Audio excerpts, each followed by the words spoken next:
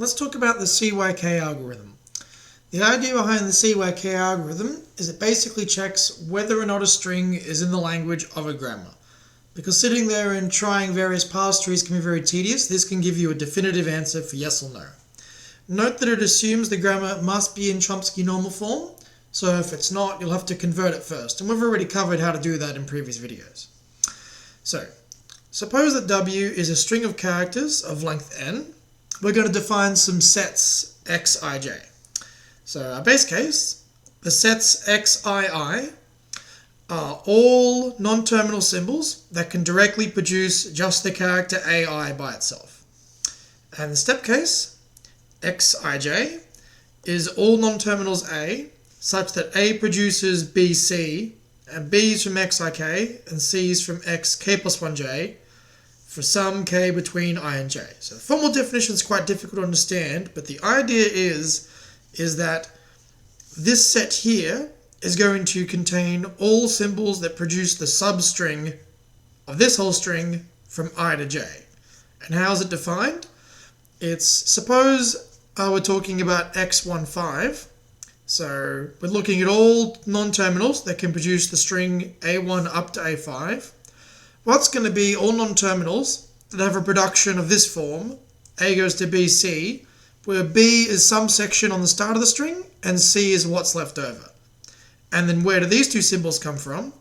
Well, b has to then produce a1, a2, which means b lives in x12, and c has to produce a3, a4, a5, which means c lives inside x35.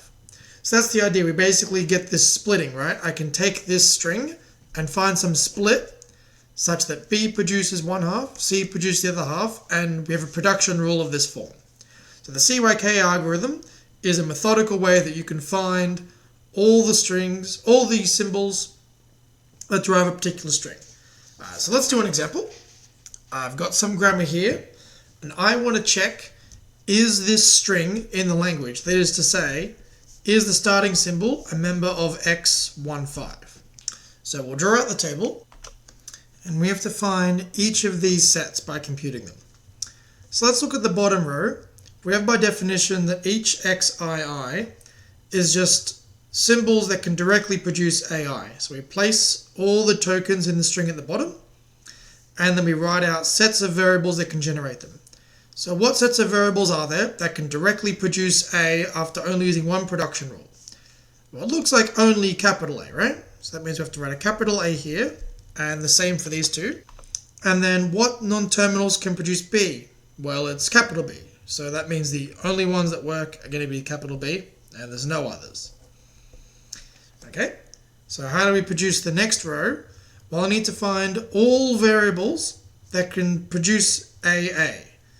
And it doesn't look like there are any. So we'll get an empty set here, move to the next one. So we're trying to compute this one. Can I produce AA? Again, no I can't. So we go to the next one. Can I produce AB? Yes, it looks like S has a derivation of AB, and it's the only one. So we'll put S here. Is there anything that can produce BB? No, there isn't. Empty set. So we move up to the next row, and this is where it gets a little bit tricky. When you're computing x13, well, what's x13? It's basically all the variables that produce the string a1, a2, a3. Well, what ones are those? Well, basically, we have to find a way to split it. So we can either have v goes to bc, where b produces this part, and c produces this part. Where does b live? b produces a1, so b lives here. C produces a2, a3, so C lives here. That's one way to do it. The other way to do it is B produces the first two and C produces the last, which means B lives here and C lives here. So the idea is when we're running the CYK algorithm is I need to work up the column and down the diagonal, checking is there a symbol in this set and a symbol in that set that has a production for them. And we sort of do these ones and do these ones, and we work up in that fashion. So let's have a look at x13, which lives here.